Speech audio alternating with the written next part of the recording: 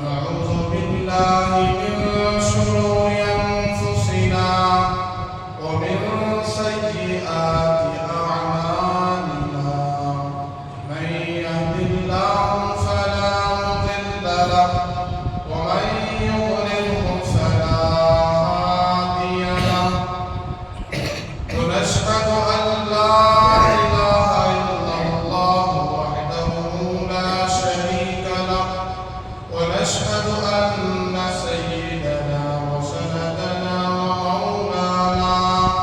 ومولانا محمدا عبده ورسوله أرسله بالحق بشيرا ونذيرا وداعيا إلى الله بإذنه وسراجا منيرا أما بعد فأعوذ بالله من الشيطان الرجيم بسم الله الرحمن الرحيم يا أيها الذين آمنوا ادخلوا في السلم كافة ولا تتبعوا خطوات الشيطان إنه لكم عدو مبين وقال النبي صلى الله عليه وسلم من حفظ سنتي أكرمه الله بأربع خصال المحبة في قلوب البررة والهيبة في قلوب الفجرة والسعة في الرزق والثقة في الدين أو كما قال عليه الصلاة والسلام رب اشرح لي صدري ويسر لي أمري واحلل عقدة من لساني يفقه قولي سبحانك لا علم لنا إلا ما علمتنا إنك أنت العليم الحكيم رب زدني علما رب زدني علما رب زدني علما اللهم صل على سيدنا مولانا محمد في أول كلامنا اللهم بارك على سيدنا ومولانا محمد في أوسط كلامنا اللهم صل على سيدنا مولانا محمد في آخر كلامنا صدر محترم حاضرین مجلس معزز سامعین کرام بزرگ دوستوں اور ملت کے عزیز نوجوانوں ایک مرتبہ پوری عقیدت اور عظمت اور آپ کے ادب و احترام کے ساتھ سرکار مدینہ حضرت محمد رسول اللہ صلی اللہ علیہ وسلم کی شان میں دلہائے عقیدت درود پاک کا نذرانہ پیش کرتا ہوں۔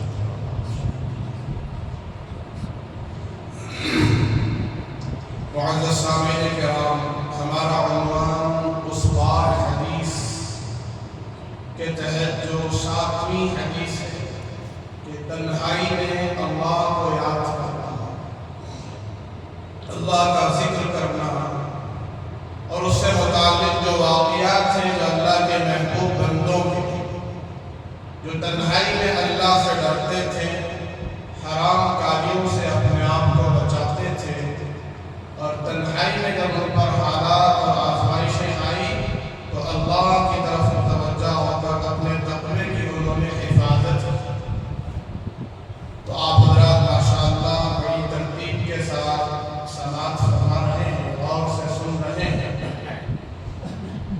کہ یہ جو تنہائی والا عمل ہے ذکر ہے اللہ کی یاد ہے کہ رجل ذکر اللہ خالیا ففاضت عیناہ کہ وہ آدمی وہ مسلمان جو تنہائی میں اللہ کو یاد کرتا ہو اللہ کے ذکر میں بیٹھتا ہو اور اس کے آنکھوں سے آنسو جاری ہو جاتے ہوں اور یہ اللہ کی محبت میں ہو اور اللہ کے خوف اور ڈر سے بھی رونا دو وجہ سے آتا ہے آپ نے سنا یا تو شوق سے ہوتا ہے یا تو خوف سے ہوتا ہے تو یہ اللہ کو اتنا پسند ہے اتنا محبوب ہے کہ کل قیامت کے دن اللہ اس بندے کو وہ اپنے پاک عرش کے سائے میں جگہ عطا فرمائیں گے۔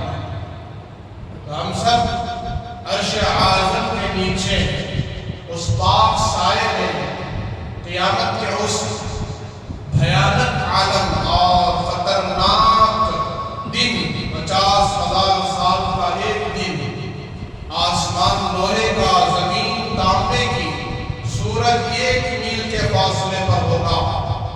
اس دن اللہ تبارک و تعالیٰ ہمیں عرش اعظم کا سایہ نصیب کر دیں تو 50,000 سال 5 گھنٹے کی طرح گزر جائیں گے۔ کتنے گھنٹے؟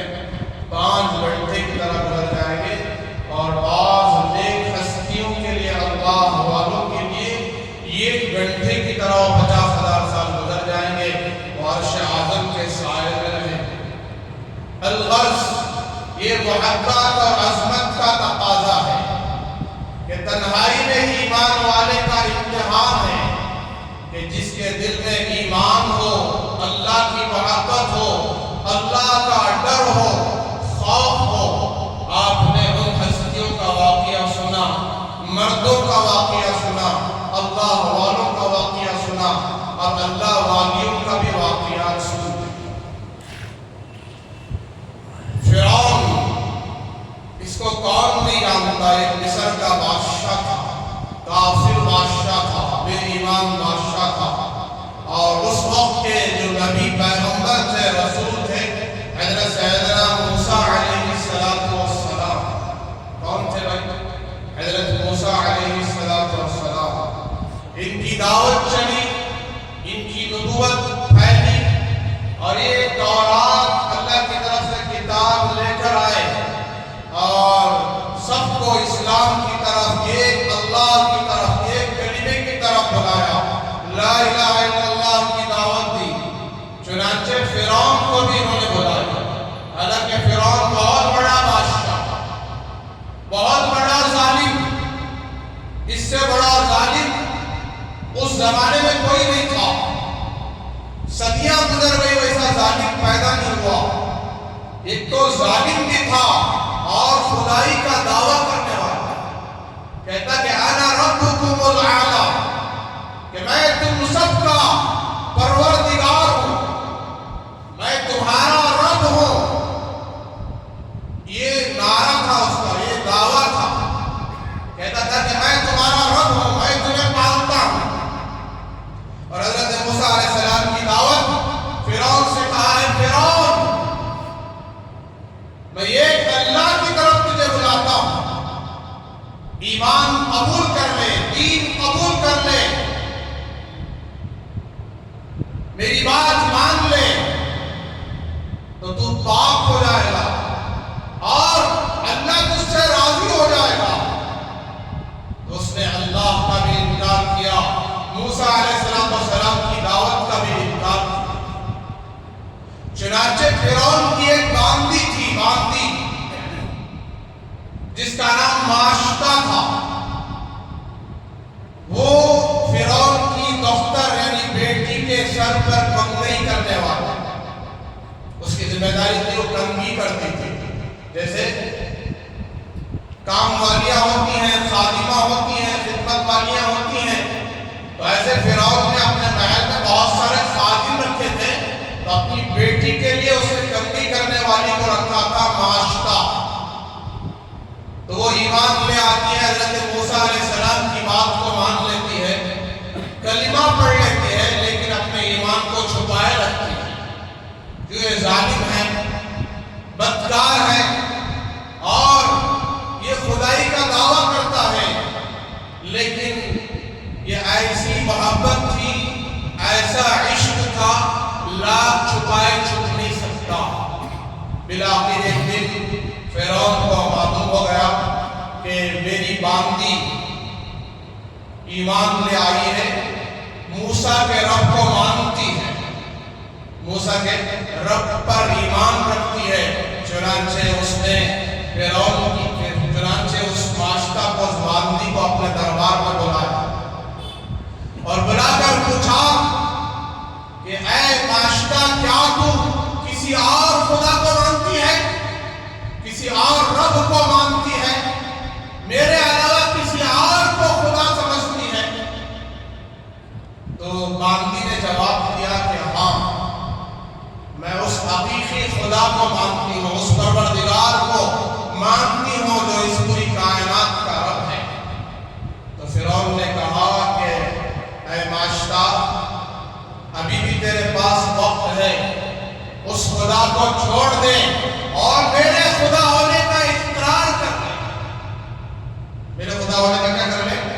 اقرار کر لے۔ تو باندی نے جواب دیا کہ یہ ہو نہیں سکتا۔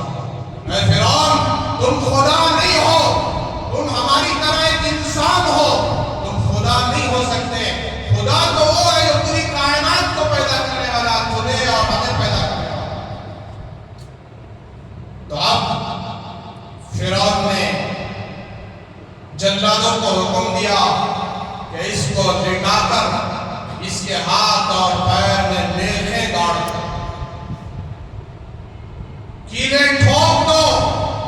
چنانچہ جلاد اس کو لٹا کر اس کے ہاتھوں میں، پیروں میں، جسم میں کیلیں ٹھوک دیے تاکہ یہ حرکت نہ کر سکے۔ اللہ اکبر کبیرہ!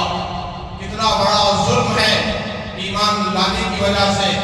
اب اس کو لٹا کر، کیلیں ٹھوک کر، اب فرعون نے دیکھا کہ اس کی دو بچیاں ہیں، ایک 4-5 سال کی بچی ہے اور ایک دودھ پیتی بچی ہے۔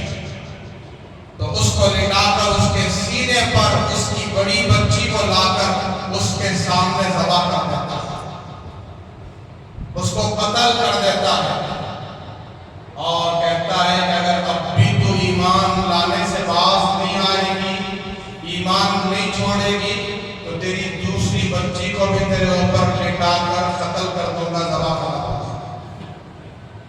تو ماشطہ کہنے لگی کہ اگر تو میرے سینے پر ساری انسانیت کو بھی ذبح کر دے، تب بھی میں اس حقیقی خدا کی عبادت اور اس حقیقی خدا کو چھوڑنے والی نہیں ہوں۔ تو فرعون نے دیکھا کہ یہ تو بات ماننے والی نہیں ہے، تو پھر اس چھوٹی بچی کو بھی لا کر اس کے سینے پر لٹا کر ذبح کرنے کا ارادہ کیا۔ تو فرعون کی باندی کی آنکھوں سے آنسو نکل گئے، رونے لگے، آنسو جاری ہو گئے۔ تو بچی اپنی زبان سے کہنے لگی، چھوٹی بچی کیا بات کر سکتی ہے، کہ اماں روتی کیوں ہے؟ اے اماں روتی کیوں ہے؟ تیرے لیے جنت تیار ہو رہی ہے۔ تیرے لیے کیا تیار ہو رہی ہے؟ جنت تیار ہو رہی ہے۔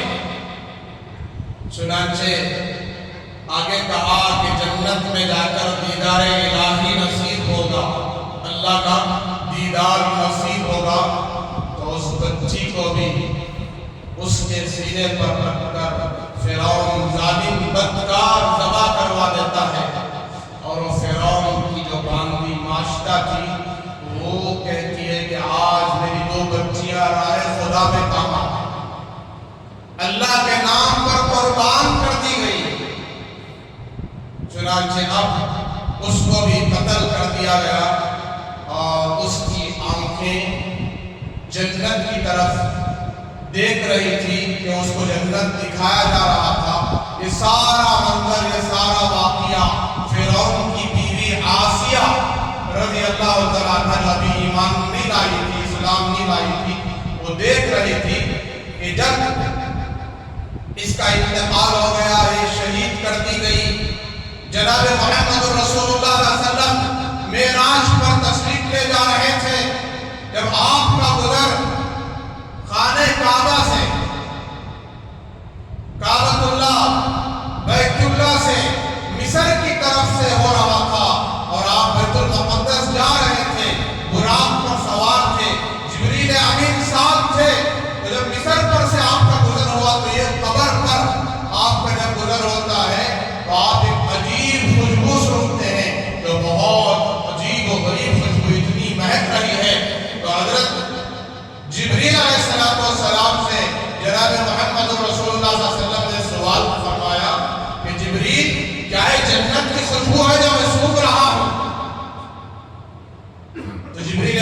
کہا یا حضرت یہ جبریل، یہ جنت کی خوشبو نہیں ہے، جنت تو یہاں سے بہت دور ہے، یہ تو فرعون کے زمانے کی، موسیٰ علیہ السلام کے دور کی ایک باندی ماشکا، اس کے قبر سے خوشبو آ رہی ہے۔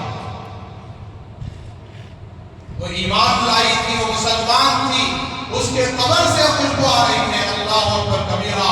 قبر کے باہر سے خوشبو کا یہ عالم ہے، تو قبر کے اندر کیسی خوشبو ہو؟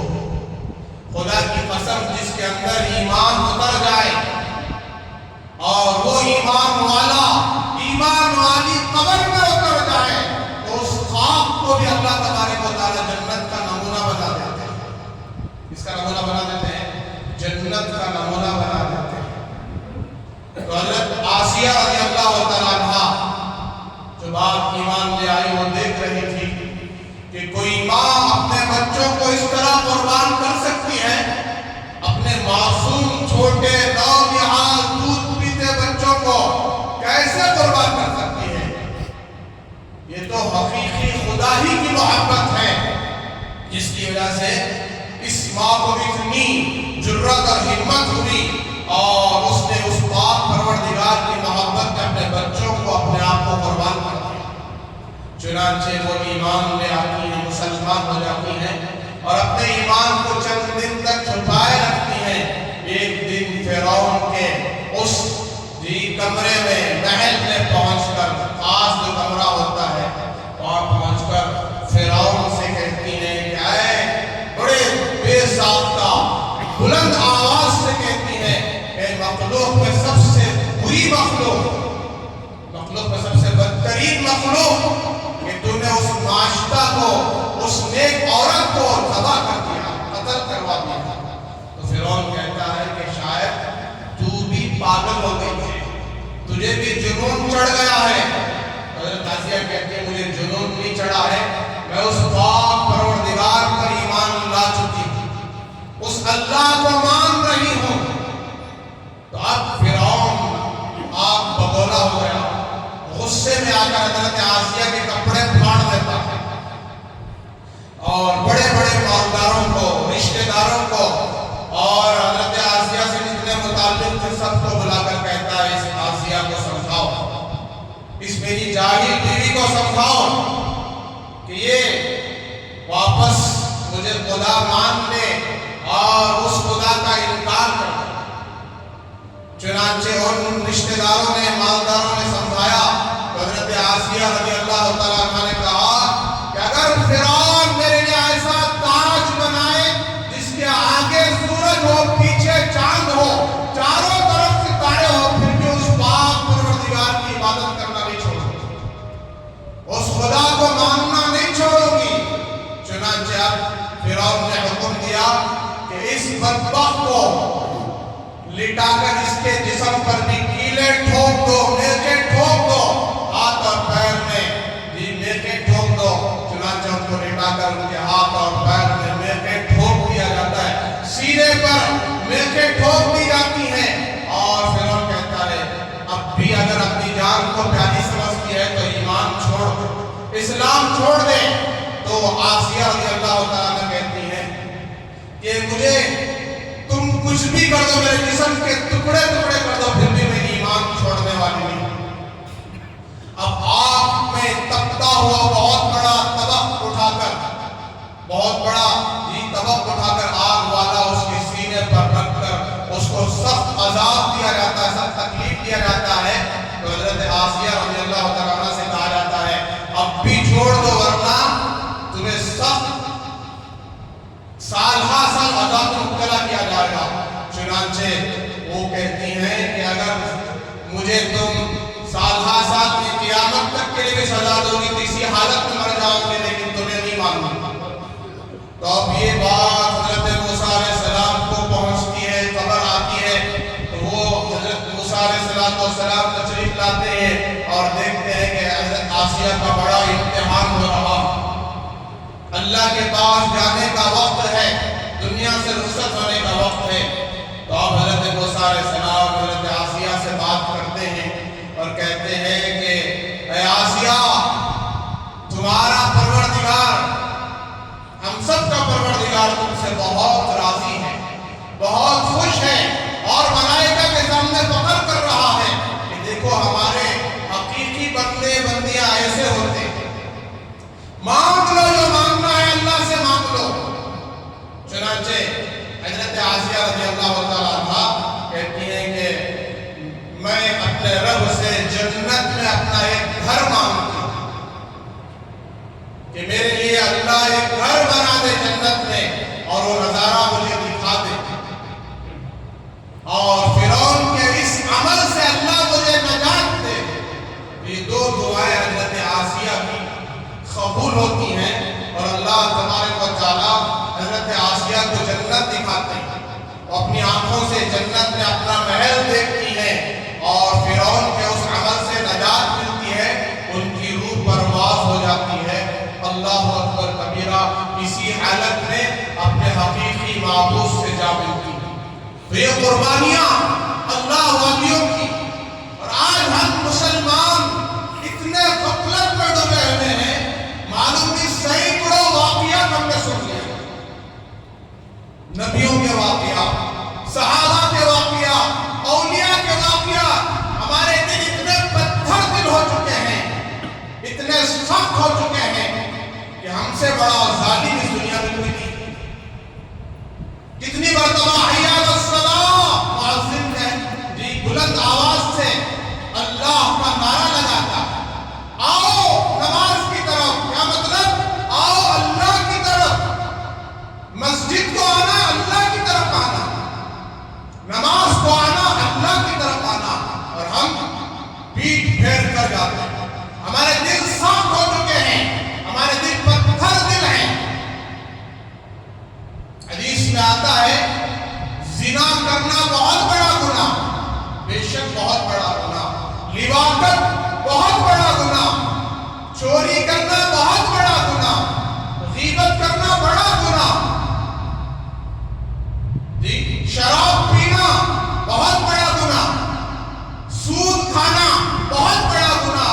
لیکن خدا کی قسم حدیث میں آتا ہے ان سب گناہوں سے بڑھ کر نماز کا چھوڑنا اس سے بھی بڑا گناہ ہے۔ فجر بھی چھوڑ دیا، ظہر بھی چھوڑ دیا، عصر بھی چھوڑ دیا، مغرب بھی چھوڑ دیا، عشاء بھی چھوڑ دیا۔ کوئی ہمارے سامنے شرابی آ جائے، اس حقارت سے دیکھتے ہیں اس کے منہ سے بدبو آ رہی ہو، شراب کی گندی بات آ رہی ہو، تو ہم اس کو کس حقارت سے دیکھتے ہیں۔ کوئی چور چوری کرتے ہوئے پکڑا گیا، اس کو کس ذلت کے ساتھ مارا جاتا ہے۔ سن رہے ہیں سو رہے بھائی؟ کوئی زانی زنا کرتے ہوئے پکڑا گیا، اس کو کس حقارت سے دیکھا جاتا ہے کہ یہ زانی ہے، بدکار ہے، برے کام میں مبتلا ہے۔ خدا کی عزت و جلالت کی قسم، زنا سے بھی بڑا گناہ، چوری کرنے سے بھی بڑا گناہ، اور ماں باپ کی نافرمانی سے بھی بڑا گناہ نماز کا چھوڑنا، سود کھانے سے بھی بڑا گناہ نماز کا چھوڑنا ہے۔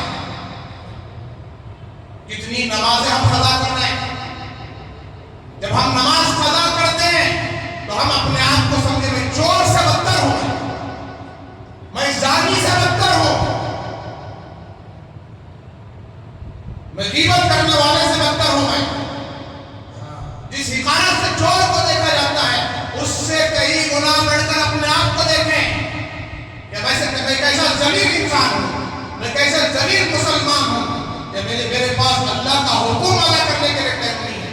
کتنے لوگ بازاروں میں، چوراہوں میں، راستوں میں، سڑکوں میں بیٹھے رہتے ہیں، عذاب ہوتی ہے جی۔ 40 فیٹ روڈ میں کتنے بیٹھے رہتے ہیں، اور یہ محلے میں کتنے بیٹھے رہتے ہیں، گھروں میں کتنے بیٹھے رہتے ہیں۔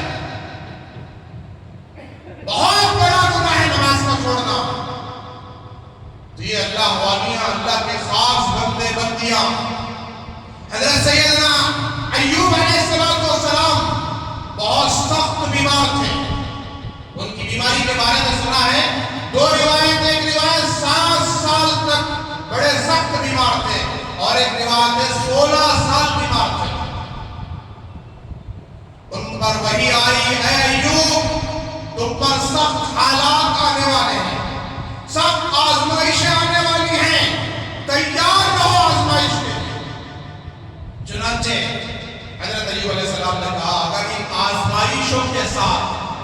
ان حالات کے ساتھ میرے رب کا مجھے وصال نصیب ہو جائے گا، کبھی آزمائشوں کے لیے تیار، ان حالات کے لیے تیار ہو۔ مثال اللہ سے ملنا، اللہ سے ملاقات۔ یہ دنیا دھوکے کی جگہ ہے، یہ دنیا بے وفا ہے، یہ مچھر کا پر ہے، یہ مکڑی کا جالا ہے۔ جس نے دنیا کے ساتھ وفا کرنے کی کوشش کی، دنیا کو اپنا بنایا، وہ اس کو ذلیل کر دیتی ہے، بے عزت کر دیتی ہے۔ جو دنیا کے پیچھے بھاگتا ہے، دنیا اسے لات مارتی ہے۔ اللہ والے کون؟ جو دنیا کو لات مارتے ہیں اور واقعی دنیا ان کے پیچھے لگتی ہے۔ حضرت سیدنا ایوب علیہ السلام بہت عبادت کرنے والے، ایک تو نبی پیغمبر رسول، بہت عبادت کرنے والے، بہت زیادہ اللہ کی یاد میں بیٹھنے والے۔ ابلیس لعین ملعون آ کر کہنے لگا اللہ سے، اے اللہ، آپ نے ایوب کو مال کی جگہ مال دیا ہے، باغات کی جگہ باغات دیا ہے، اولاد کی جگہ اولاد دیا ہے، اتنا سب کچھ نوازا ہے، تبھی تو جا کر اتنا ذکر کرتے ہیں، اتنی عبادت کرتے ہیں۔ تو اللہ تبارک و تعالیٰ جواب دیتے ہیں کہ اے لعین ملعون، وہ مال کا بندہ نہیں ہے، وہ ہمارا بندہ ہے، وہ میرا بندہ ہے۔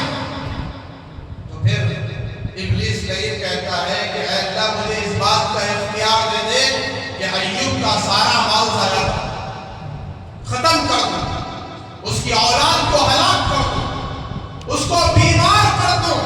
تو اللہ تبارک و تعالیٰ کہتے ہیں ٹھیک ہے، جا آزمانے ایوب کو آزمانے علیہ السلام۔ چنانچہ اب اس کو اختیار دیا جاتا ہے، تو حضرت ایوب علیہ السلام کے بڑے بڑے کھیت اور باغات تھے، وہاں آتا ہے، چند ہی سیکنڈوں میں اس کھیت میں آگ لگا کے چھوڑ دیتا ہے، باغ میں آگ لگا کر سب کچھ تہس نہس کر دیتا ہے، جلا کر راکھ کر دیتا ہے۔ دیکھ رہے ہیں کیا حالت ہے امریکہ کی، کیسے جنگل جل رہا ہے، کیسے ملک جل رہا ہے، کیسے شہر تباہ ہو رہا ہے۔ 40,000 ایکڑ سے زیادہ زمین اب تک جل گئی ہے، مکانات جل گئے ہیں، ہلاک ہو گئے ہیں۔ وہ امریکہ جو اپنے آپ کو سپر پاور کہنے والا، انٹرنیٹ اور ٹیکنالوجی کا بادشاہ، جس کے پاس ہر قسم کا ہتھیار، ملک میں ہونے والے ظلم و ستم کے پیچھے سب سے زیادہ، ہر ملک کے پیچھے امریکہ کا ہاتھ، لیکن آج عاجز ہے سب آگ بجھانے سے۔ ہزاروں انجن بیکار ہو گئے، ٹیکنالوجی بیکار ہو گئی، لاکھوں بے گھر ہو گئے۔ جیسے وہ فلسطین کے معصوم بچے بچیاں، عورتیں اور مرد بے گھر ہو کر جا رہے تھے غزہ پٹی چھوڑ کر، ایسے ظالم بھی جا رہے ہیں، بدکار، نافرمان۔ اللہ کا قہر اترا تو چند ہی دنوں میں، ان پر یہ عذاب آیا ہے، چند ہی دن لگے، چند گھنٹے لگے ہیں، ان کی یہ بستیاں جل رہی ہیں، ان کے علاقے جل رہے ہیں، اور غازہ جلنے میں 1.5 سال لگ گئے۔ تو یہ اللہ کا عذاب ہے، اللہ کی پکڑ ہے، اللہ ان کو تباہ کرے۔ لیکن پھر بھی ہمارے مسلمان انہی کے پروڈکٹ خریدنے میں لگے ہیں، نام سنتے ہی باغ ہو جاتے ہیں۔ یہ بانڈز کہتے ہیں، وہ چھوڑنا، یہ پیپسی، کوکو کولا، اللہ حفاظت کرے۔ لعنت ہے تم پر، اللہ کے نبی کی شفاعت سے محروم ہو جاؤ گے اگر پیپسی پیو گے، کوکو کولا پیو گے، تھمس اپ پیو گے، اسرائیل پروڈکٹ استعمال کرو گے، اللہ کے نبی کی شفاعت نہیں ملے گی۔ یہ میری بات نہیں، ایک بہت بڑے اللہ کے ولی کے خواب میں آ کر جناب رسول اللہ صلی اللہ علیہ وسلم نے فرمایا، جو اسرائیلی پروڈکٹ، امریکن پروڈکٹ خریدے گا، وہ میری شفاعت سے قیامت کے دن محروم ہو جائے گا۔ دیکھتے نہیں کیسے معصوم بچے تباہ ہو رہے ہیں، ان کے پاس نہ کھانے کو کچھ ہے، پینے کو کچھ ہے، کیچڑ میں جی رہے ہیں، معمولی خیموں میں جی رہے ہیں، بھوکے تڑپ رہے ہیں، پیاسے ہیں، ننگے ہیں۔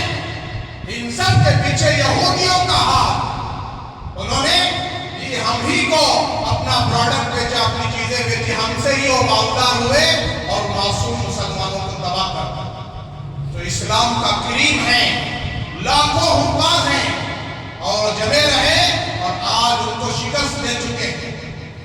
ان کی استقامت، ان کا ایمان، ہزاروں لاکھوں حفاظ، 5,000 سپاہی، 5,000 فوجی، جو 5,000 بھی حافظ قرآن ہیں، جو 50,000 یہودیوں کا مقابلہ کرنے یہود ان کا فوج تھا. یہ ہے ایمان کی طاقت، اسلام کی طاقت، شریعت کی طاقت. چنانچہ حضرت سیدنا ایوب علیہ السلام کے پاس وہ آیا اور کہنے لگا حضرت آپ کا سارا کھیت جل گیا. مالی کی شکل میں آیا، باغبان کی شکل میں آ کر کہا آپ کے سارے کھیت جل گئے. حضرت ایوب علیہ السلام نے کہا الحمدللہ اب تو مجھے اللہ کی عبادت کرنے میں یہ چیز رکاوٹ نہیں بن سکتی. اس کا دھیان بھی ختم ہو گیا، خیال بھی ختم ہو گیا.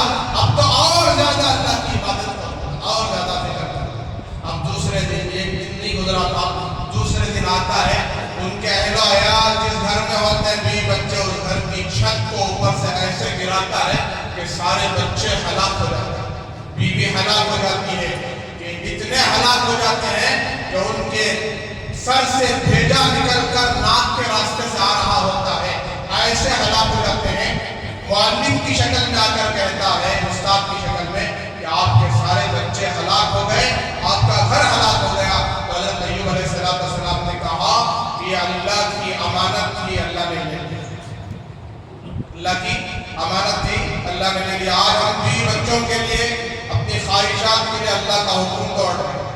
بیوی بچوں کو خوش کرنے کے لیے، لوگوں کو خوش کرنے کے لیے گاڑیاں بنا رہے ہیں، لوگوں کو خوش کرنے کے لیے سود لے کر، بیاج پر انٹرسٹ لے کر ہماری شادیاں ولیمے ہوتے ہیں کہ لوگ تانا دیں گے 2 قسم کا میٹھا نہیں بنا، 2 قسم کی بریانی نہیں بنی، 2 قسم کا گوشت نہیں بنا، تو لوگ تانے دیں گے. لوگ ہمارے بارے میں کیا کہیں، ہماری انسلٹ ہو جائے. سود لے کر بھی 10 لاکھ لے کر، سود لے کر اپنے آپ کو تباہ کرنا ہے اور اللہ کے ساتھ جنگ کا اعلان کرنا. کتنا بڑا گناہ ہے سود. تو حضرت ایوب علیہ السلام نے کہا یہ اللہ کی امانت چلی گئی، اور زیادہ عبادت میں مشغول ہو گئے. اب پھر تیسرے دن آتا ہے، حضرت سجدے میں ہوتے ہیں. کس میں ہوتے ہیں؟ سجدے میں ہوتے ہیں. ناک میں ایسی پھونک مارتا ہے جس سے ان کے اندر ایسی آگ لگ جاتی ہے، جس آگ کی وجہ سے سارا جسم پھوڑے پھنسی سے بھر جاتا ہے. سارا جسم بیمار ہو گیا، پھوڑے پھنسی ہو گئے. اب ان کے جسم کو کیڑے کھانے لگے. پھر بھی انہوں نے اللہ کی عبادت کرنا نہیں چھوڑا، اللہ کا ذکر کرنا نہیں چھوڑا. ذکر کر رہے تھے، ایک مرتبہ جبرائیل امین آئے، سلام کیا. سلام کر کے سلام کیا تو حضرت نے جواب نہیں دیا. دوسرے سلام پر جواب دیا تو پوچھا پہلے سلام پر جواب کیوں نہیں دیا؟ تو کہا آج اللہ کی مخلوق رزق کھانے کے لیے میری زبان پر چڑھی ہوئی تھی. کہاں چڑھی ہوئی تھی؟ میری زبان پر چڑھی ہوئی تھی. اگر میں سلام کا جواب دیتا تو وہ رزق سے محروم ہو جاتا. جب کیڑے ان کے بدن سے نکل کر نیچے گر جاتے تو کہتے اللہ کی مخلوق تمہاری روزی تو یہاں ہے، کہاں جا رہی ہے؟ تو یہ حضرت ایوب علیہ السلام کا صبر. پھر اللہ تبارک و تعالیٰ نے ان کو شفا عطا فرمایا. ایک حوض میں، ایک چشمے میں انہوں نے غسل فرمایا اور اتنے خوبصورت حسین بن کر باہر آئے. اللہ اکبر کبیرہ. بیوی پہچاننے سے عاجز ہو گئی اور نامحرم سمجھ کر بھاگنے لگی تو اپنی آواز سے بلایا. یہ حضرت ایوب علیہ السلام کا صبر مشہور ہے.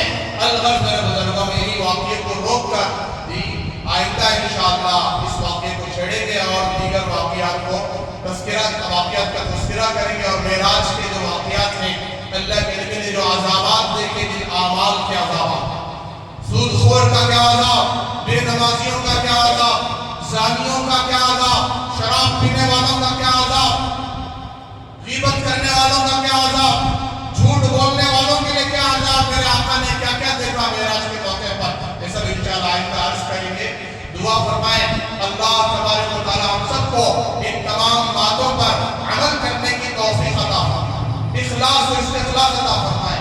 اور جتنی باتیں ہم نے سنی ہیں وہ امانت ہیں، ساری باتوں پر عمل بھی کریں گے، دوسروں تک پہنچائیں گے اور آج سے پکے نمازی بن جائیں گے، پکے مسلمان بن جائیں گے. پکے مسلمان بننے کے لیے نمازی بننا پڑے گا. صرف کلمہ پڑھ کر دعویٰ کرنے سے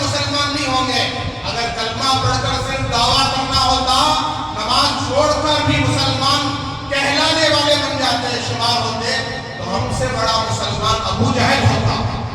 کون ہوتا؟ ابو جہل، ابو لہب، عتبہ، شیبہ ہوتا. لیکن انہوں نے کلمہ پڑھنے کا کیا مطلب سمجھا؟ کلمہ پڑھیں گے تو پورے اسلام پر، دین پر عمل کرنا ہوگا، ورنہ پھر ایسے کلمہ پڑھنے سے کوئی نجات نہیں ملے گی. لہٰذا میرے بزرگوں، آج جو ہم جوتے کھا رہے ہیں، پٹ رہے ہیں، کٹ رہے ہیں، گاجر گولی کی طرح جو کٹ رہے ہیں، ذلیل ہو رہے ہیں، اس کی وجہ یہ ہے کہ اذان کی بے حرمتی، اللہ کے گھر کی بے حرمتی اور ناقدری ہے. جمعہ کے بیان کی ناقدری ہے. دیکھو بیان ختم ہو رہا ہے اور مجمع آ رہا ہے. اللہ رسول کی بات سننے کے لیے مجمع کے پاس آدھا گھنٹہ ٹائم نہیں ہے. یہ مجمع کیسے جنت میں جائے گا؟ یہ مسلمان کیسے اللہ سے ملے گا؟ لہٰذا وقت بنائیں، ترتیب بنائیں اور جمعہ کے دن بڑی قدردانی کے ساتھ جمعہ کا احترام کریں، بڑی پابندی کریں. جو جمعہ کی پابندی کرتا ہے، احترام کرتا ہے، اللہ اس کے ساری پریشانیاں ہٹا دیتے ہیں، ختم کر دیتے ہیں. تو لہٰذا اذان کے بعد کاروبار، بیچنا، خریدنا سب حرام. کوئی لے نہیں سکتے، کچھ دے نہیں سکتے. لہٰذا 12:30 پر حاضر رہے. 1:15 بجے 12:50 سے پہلے 12:50 تک بیان شروع ہو جاتا ہے. لہٰذا آپ آدھ گھنٹہ فارغ کر کے تشریف لائیں. اللہ تبارک و تعالیٰ اپنی پاکیزہ باتوں کے ذریعے ہم سب کو ہدایت دیں گے، ایمان کی دولت سے مالا مال کریں گے. اللہ تعالیٰ سے دعا ہم سب کو ان تمام باتوں پر عمل کی توفیق عطا فرمائے، اخلاص و استخلاص عطا فرمائے. آخر میں گزارش ہے، جاتے ہوئے اللہ کے گھر کا زیادہ سے زیادہ تعاون کرتے ہوئے جائیں. اللہ تبارک و تعالیٰ آپ کے دینے کو قبول فرمائے، آپ کے اس دینے کو قبول فرما کر اس کی برکتیں دنیا میں بھی عطا فرمائے، آخرت میں بے حساب اجر عطا فرمائے. کنجوسی نہ کریں، بہت سارے اخراجات ہیں، آپ کے تعاون سے پورا ہو رہا ہے. اس تعاون کو اپنے لیے سعادت سمجھ کر یہ صدقات ہیں، ان سے بلائیں دور ہو جاتی ہیں. اور صدقے کا سب سے بڑا اجر اور سب سے بڑا دنیا کا فائدہ یہ ہے کہ اللہ تعالیٰ بری موت سے بچاتے ہیں، 70 بلاؤں سے حفاظت کرتے ہیں. اللہ تعالیٰ ہم سب کو اس پر عمل کی توفیق عطا فرمائے. وآخر دعوانا ان الحمد للہ رب العالمین. سنت